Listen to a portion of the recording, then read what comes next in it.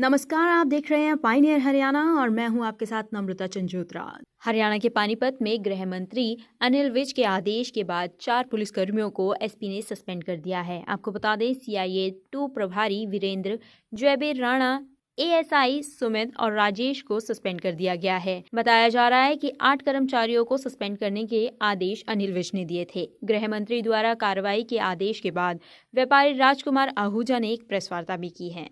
व्यापारी राजकुमार आहूजा ने पानीपत एसपी पर गंभीर आरोप लगाए हैं। व्यापारी राजकुमार ने कहा कि एसपी व उनके खिलाफ शिकायत देने वाला दोनों ही बिहार के पटना जिले के रहने वाले हैं और एक दूसरे के जानकार हैं। इसी वजह से एसपी शशांक कुमार सावन ने उन्हें प्रताड़ित किया है और सीआईए 2 ने तैनात अधिकारियों को बचाने की कोशिश कर रहे हैं।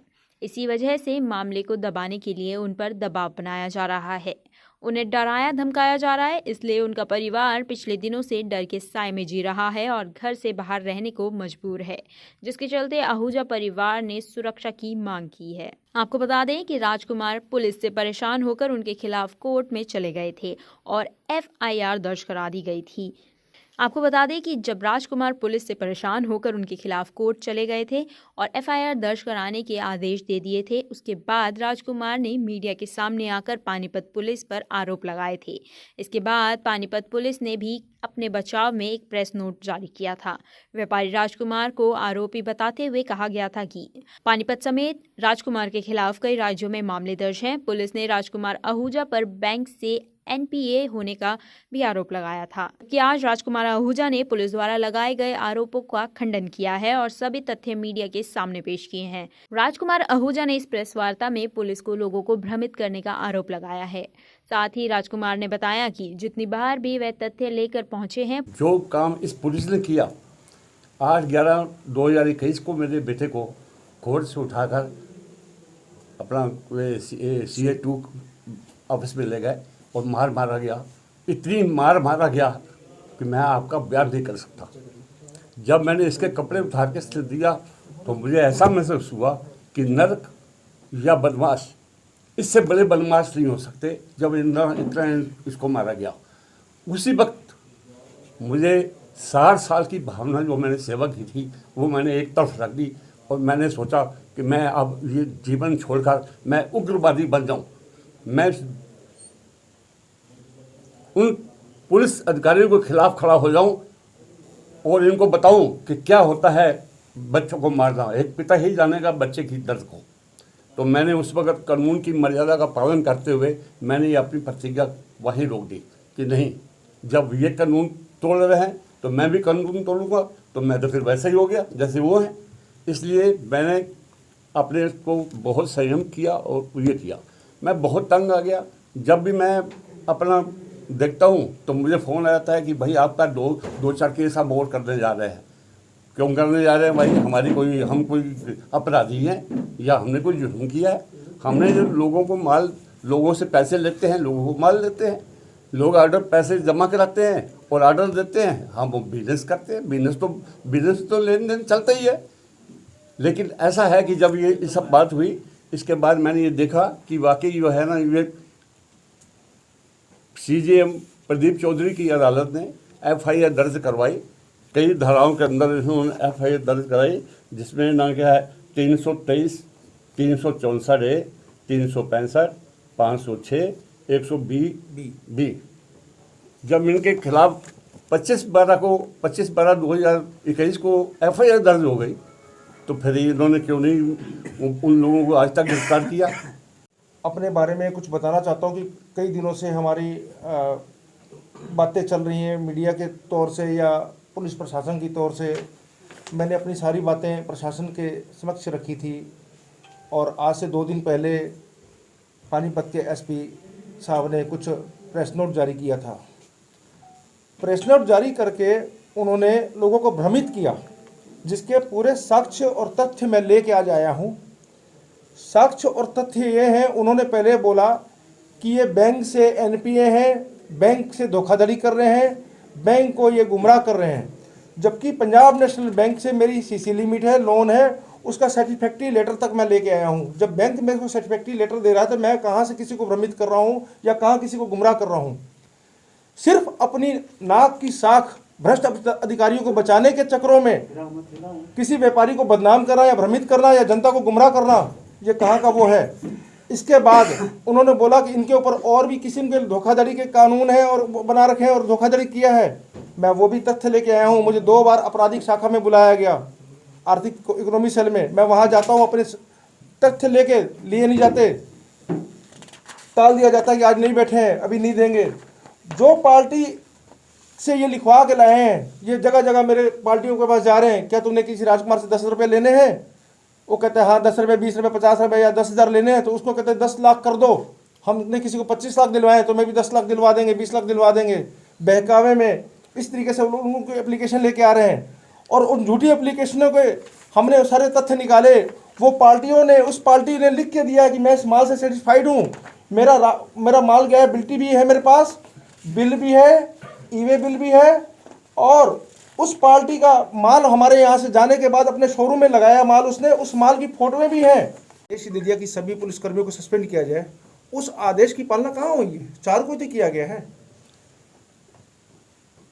आपके समक्ष ही तो है। वो 4 को तो 4 को ही किया गया, अभी बाकी को नहीं किया गया है। मैं अभी हम लोग एक एसपी साहब को रिक्वेस्ट देने जा रहे हैं कि मेरे को CIA 2 में पुलिस सुरक्षा में लेके जाया जाए। प्रेस नोट में मैं आपको अभी ये भी दूंगा, पुलिस सुरक्षा की में मुझे CIA 2 में लेके जाया जाए। जो बाकाया बच्चे 2 जिनके मैंने अज्ञात नाम, मेरे को नाम नहीं पता, जो मार रहे थे, उनकी पहचान भी मैं करना चाहता हूँ। क्योंकि मैं तो नहीं चाहता हूँ कि कोई भी भ्रष्ट पुलिसकर्मी जिसने मुझे मारा है, जिसने मुझे प्रताड़ित किया, जिसने किडनैप किया, वो बचे नहीं। मुझे भी ये इंसाफ पूरा चाहिए और मुझे पूरा भरोसा है मुझे न्याय मिलेगा। उनके नाम बता दीजिए सर, जो जिन अभी सस्पेंड किए गए हैं, उनके नाम हैं आपके पास? मेरे जो FIR में जो नाम है वो तो नाम मुझे पता है, किसको सस्पेंड किया गया है ये मैंने एक मीडिया के द्वारा माध्यम से, अखबारों के माध्यम से पढ़ा गया कि 4 को ही सस्पेंड किए गए हैं जिनके खिलाफ ये हुआ है। मैं उनके नाम आपको बता देता हूँ। 7 के 7-8 के खिलाफ आदेश हुए हैं, उनके नाम थोड़े डिस्क्लोज कर दीजिए। इसमें CIA 2 के इंस्पेक्टर वीरेंद्र हैं, प्रभारी हैं, जो जयवीर राणा,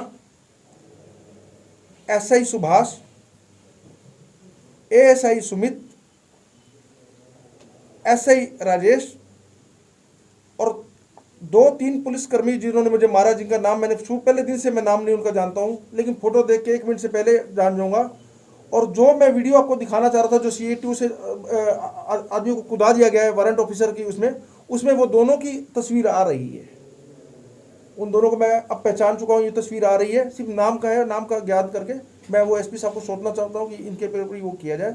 और वो उन्होंने मुझे साहब ने संभावना दी है कि कार्रवाई से अब अगर संतुष्ट ना हो तो हमें दोबारा इसके बारे में बताइए, हम इनको। सिंपल केस था, पुलिस के पास एक इन्फॉर्मेशन आई कि ऐसे ऐसे धोखाधड़ी की गई है। राजकुमार जी ने एंटिसिपेटरी बेल फाइल की, पुलिस के ऑफिसर ने आगे स्टेटमेंट दे दिया कि कंप्लेनेंट ने कंप्लेंट वापस ले ली है, हमें इसकी ज़रूरत नहीं है। Anticipatory bail dismiss as withdraw with the permission of honourable court से होगी। अब जब कोई सेकंड बार इंफॉर्मेशन आ रही है सेम कंप्लेंट पे, तो पुलिस की ड्यूटी है, CRP से प्रोविज़न है कि वो पहले नोटिस करे, इन्वेस्टिगेशन ज्वाइन करने वाले। इन्होंने कोई नोटिस नहीं किया, डायरेक्ट इलीगल तरीके से 8 तारीख को इनको गन पॉइंट पे जुडिशियल कॉम्प्लेक्स से उठा दिया गया, 3rd डिग्री टॉर्चर दिया गया, 25 लाख रुपए की डिमांड की गई। इनके पेरेंट्स ने, इनके रिलेटिव ने पैसे अरेंजमेंट करके जैसे भी कराया ऐसे करा। इनकी फिर गिरफ्तारी 1 दिन बाद दिखाई।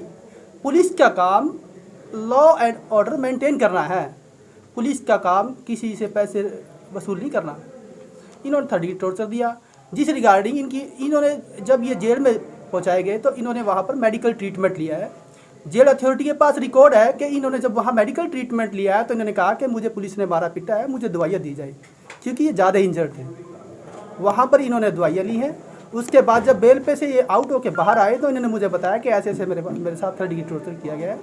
हीरालाल आहूजा भी दिया है और मैंने रिटर्न में कंप्लेंट दे के बाय हैंड और ACGM की कोर्ट से रिक्वेस्ट की कि ऑफेंस में कोग्निजेंस लिया जाए इन पुलिस ऑफिसरों के खिलाफ।